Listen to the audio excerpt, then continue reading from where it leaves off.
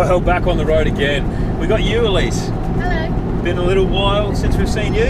Has been a little while. Tassie was the last video you were featuring in. That's 2 years ago. Yeah. It's good to have you back in front of the camera. We are heading up to Bendleby Ranges, or Bendelby Station. A long weekender. We've made of it pretty well. Spring has been pretty wet for us in SA, so the countryside is looking amazing. We have been to Bendelby once before, and it was dusty, it was dry. They've pretty well almost canned all their livestock as far as I'm aware, and they're pretty well basing their all their income coming from tourism and people coming up to visit them. So they have an amazing property with a couple of different ranges on it.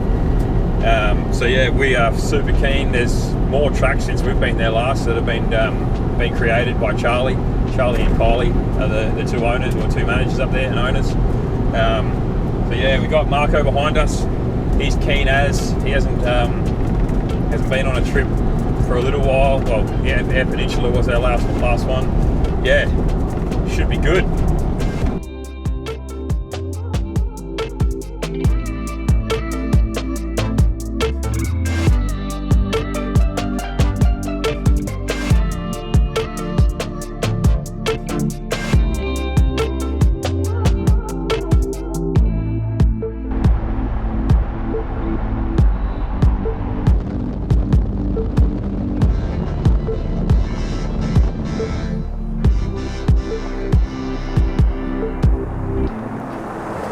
After an easy afternoon drive in, we're now on the dirt with Bendelby in our sights. But as the sun is setting, Nick notices a flickering in his lights and pulls up to find his lights now won't even turn off. Well, I had to pull the fuse out. I just got the plastic cover.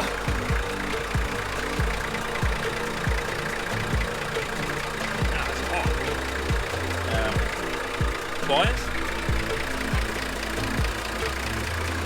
That'll do for now. After pulling a fuse and checking the relay, Nick found a short that was causing constant power to feed his driving lights. We have a few friends coming along for this weekend who should arrive a couple of hours after us. But in the meantime, we're going to get to camp and get some food going. About 9 o'clock. We rolled in a little bit later than we thought we would have, but it's all good to have a chat to Kylie and Charlie at the homestead, and they send us on our merry way to our camp. And Elise is cooking some food. Sounds like a hell of a time.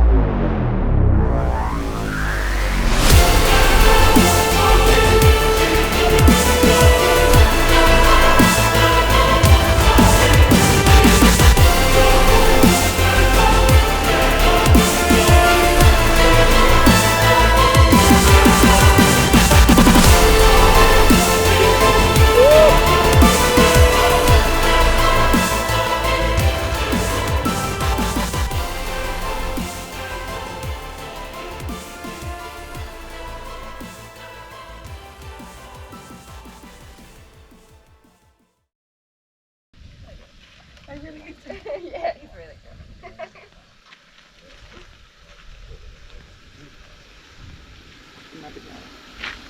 How's the first sleep, Jordan? Yeah, not too bad, a bit warm. Well, it was warm, wasn't it? Got a good drive here last night. Yeah, it was a bit long. Complains about everything. Did anything go well? Yeah, so we all rocked up in the dark last night. Angus and Mel have got their new beast here. It's actually Mel's, I think. How is she on the road? She sits nice and tall. Bumpy. Got a nice selection of vehicles today, boys. Yeah, it's going to be good. So we'll get one more, hopefully. Yeah, we could do. So we caught up with Charlie on the way in through the station last night, and he said that someone rolled their vehicle on one of the tracks about a month ago, I think it was. And he needs us to get it out. Well, he said if we can get it out, it'd be good. He doesn't really want to sit in there. It looks like a bucket of trash, so might be a bit of a mission for us. Bit of a challenge. So we're going to hit that track first thing today. But yeah, this is camp. Bendelby's got a heap of these private camps.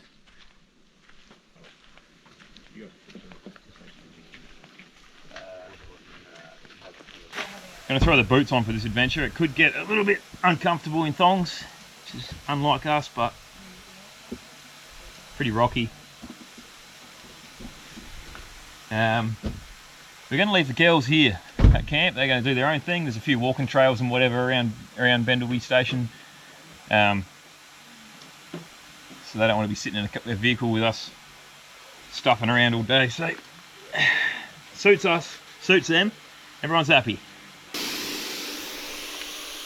Haven't used this for 6 months, so before we get in a shitty position, might just make sure she works.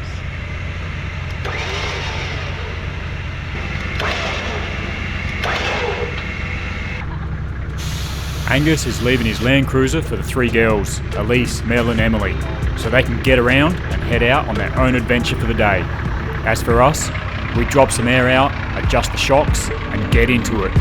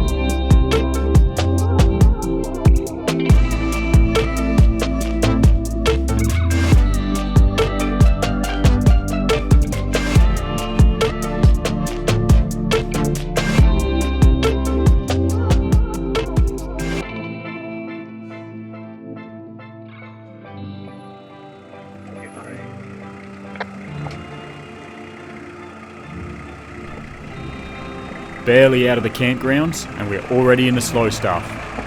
Bendleby Ranges has over a dozen different drives catering for just about any experience level. Apart from the full driving attraction here, there's walking trails, camping, a gift shop, wildlife and plenty of space for some peace and quiet. But our main focus today is to track down that rolled vehicle and, all going well, recover it too. If possible, we'd like to get it close enough so Charlie can just come out with the heavy equipment, pick it up and take it back for the scrap heap.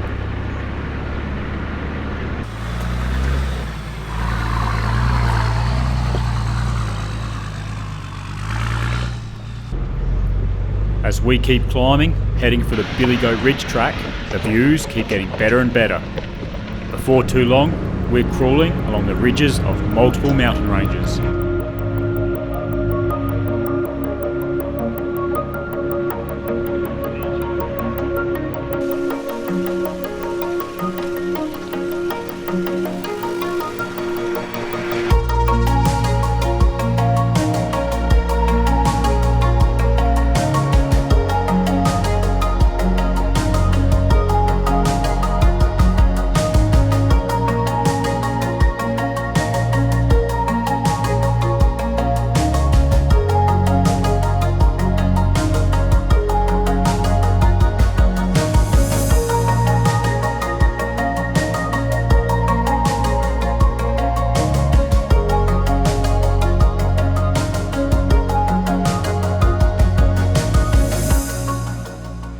What do you think, Marco? First time here? Yeah, first time. Good fun. Couple of hours so far on the trail. First gear, low range.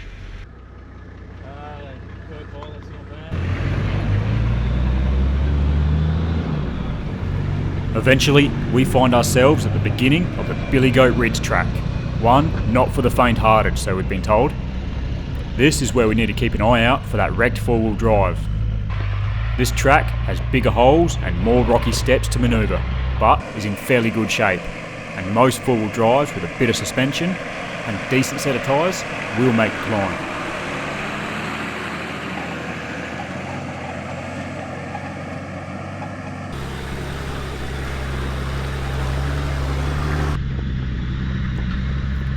Jordan's GQ Patrol makes it all look like child's play and just idles up the lot of it. And as usual, if there's flex involved, the Jeep's in its element.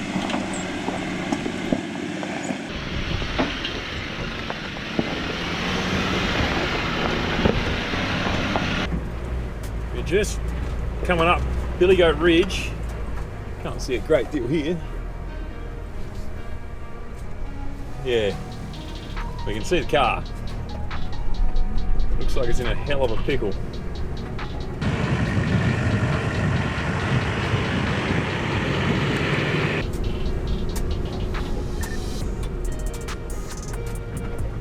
Alright, we've just got eyes on this bloody wreck.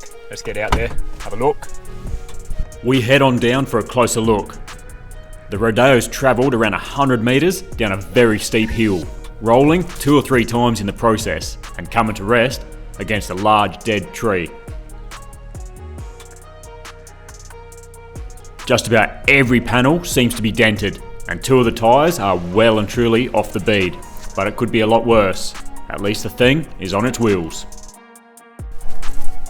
Well, I reckon we get a vehicle around the back, down in here, get it off this tree.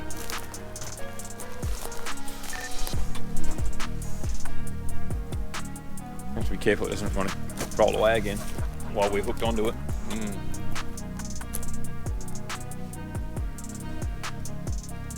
What do you reckon? And then just voyage back.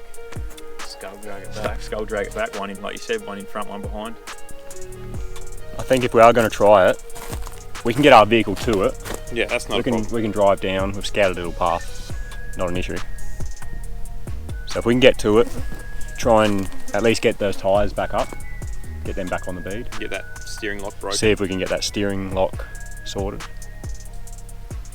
I think our best bet would be to get it over here. This side of the actual track, Billy Goat's Ridge, from where we're parked to up here. If we pulled it straight up, which is a bit of a haul anyway, I think that's going to be, even if we got it up there, then we've got to get it down the actual track, which is up and down around corners. So I reckon if we can get it on the flat down there, avoid a bit of the track itself, I think that's going to be the best bet.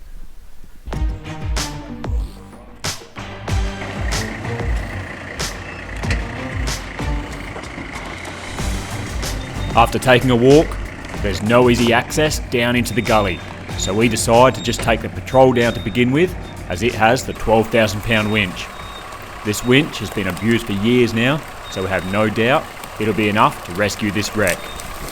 The patrol's also going to be the best tow rig, and when it comes to driving back up here, it's better equipped having a front locker. Straighten up. Yep.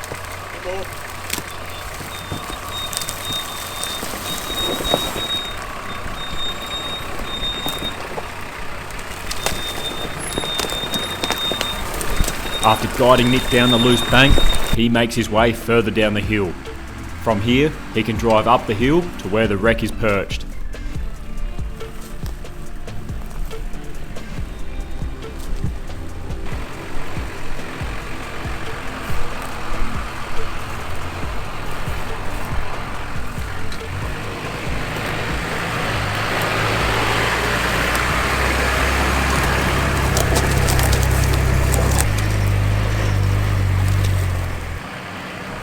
Unable to get in front of the rodeo, and with no solid trees to set up a snatch block, Nick's hoping he can just pivot the wreck on the stump until it's facing downhill. But before we do anything, that steering lock is the first thing we need to look at. What do you want? 10 mil. Don't tell me a 10 mil. Yeah, it's 10 mil. You see? We're after a flyer. Have we got all the others? Yeah, I got some small spanners under the seat there. Do you? Yeah. Where is it, Jordan? In the kitchen at home. Is it? Yeah. Oh, you haven't lost it. Nah, it's not lost. Oh, thank God. That was the biggest fear. Nice, gather. With Jordan being the quality tradesman he is, he makes short work of the lot using his specialty tools. Now, it's all up to the recovery gear to do the rest.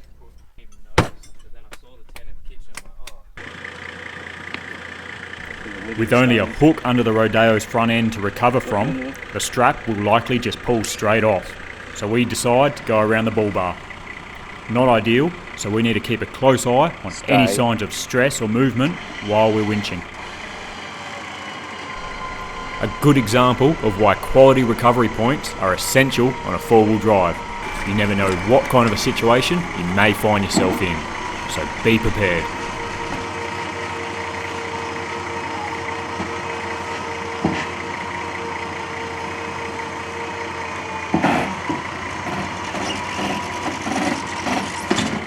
Right, just a sling. As the bull bar seems to be holding up, we stop to reposition. Nick still needs to pull the vehicle around a bit more before we need to worry about it rolling away from us.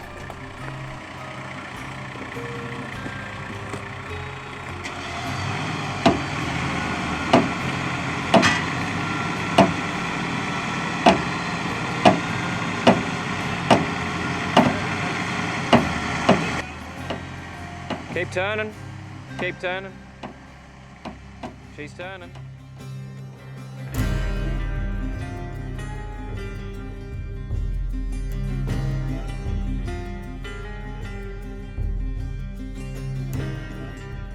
Now that we can get behind it, we're hoping we can give it a little nudge and send it down the hill with Angus behind the wheel. Righto, let's give her a shot.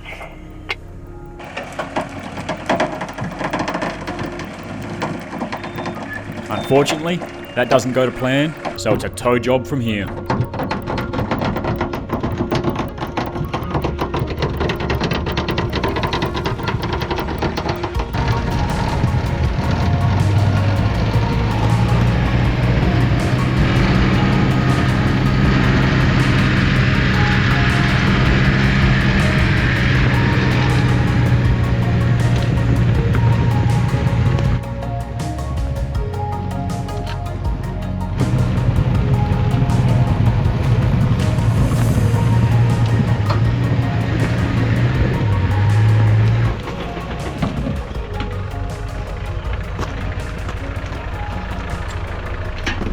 Good.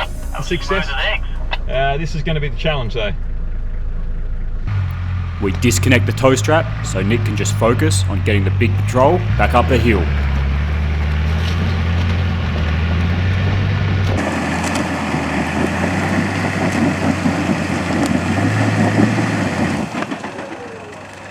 And it looks like that isn't happening without a lot of winching. So as Angus runs the winch line out, Jordan moves his patrol in place for a good anchor point.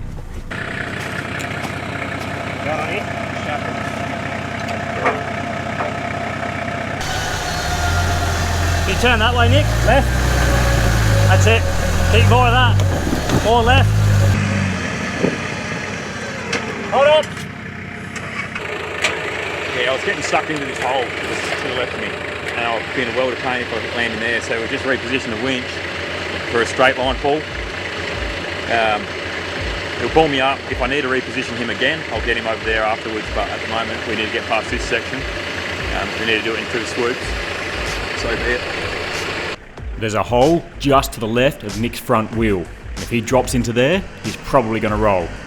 So although it was a little more difficult to get the anchor point further around, it's looking like a much better pull now.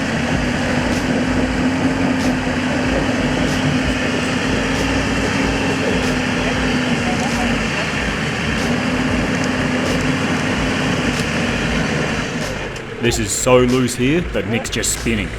He stops and realises that the front locker isn't even engaged. He flicks the switch and tries again.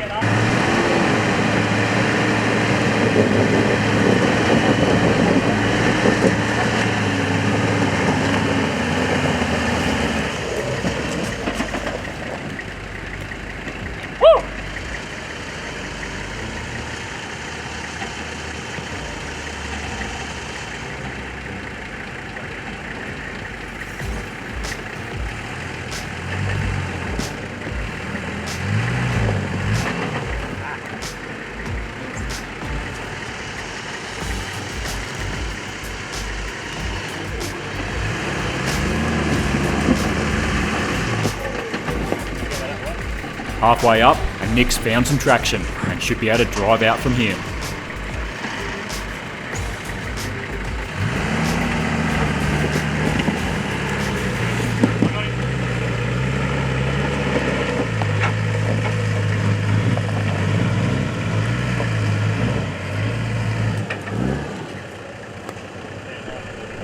With the patrol back on track, Nick turns around to line up the winch for the rodeo. And in all the fun and games, we've forgotten to try and get some air into those tyres. But we're not going back, so it's on the rims from here.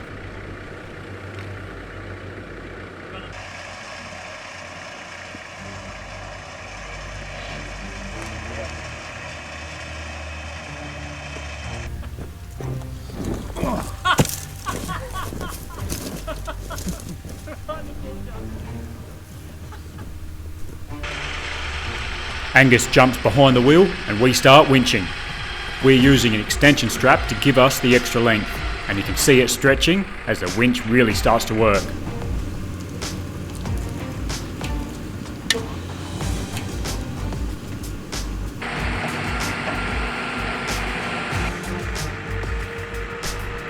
It's slow going, and steering the rodeo is difficult. It wants to just ride those ruts. At this pace, we're going to struggle to get back to camp before it's even dark. Well, I reckon we can it. Sit down. We'll have a sit down and think about what we've done. I think we can it for now. By the time we get back to camp, We can rethink it up. that's not going to move from there. That tire's stuck. Yeah, that up. And then come back fresh in the morning. I've got no doubt we'll get it up here.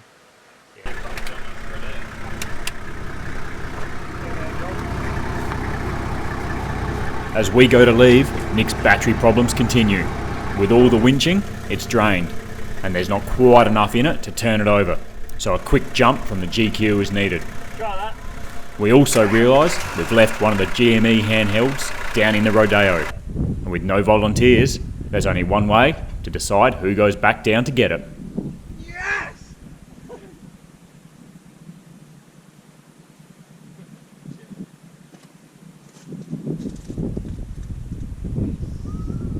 Nick loses this time, so it's one more dusty hill for him. Once we're all packed up, we're back on track.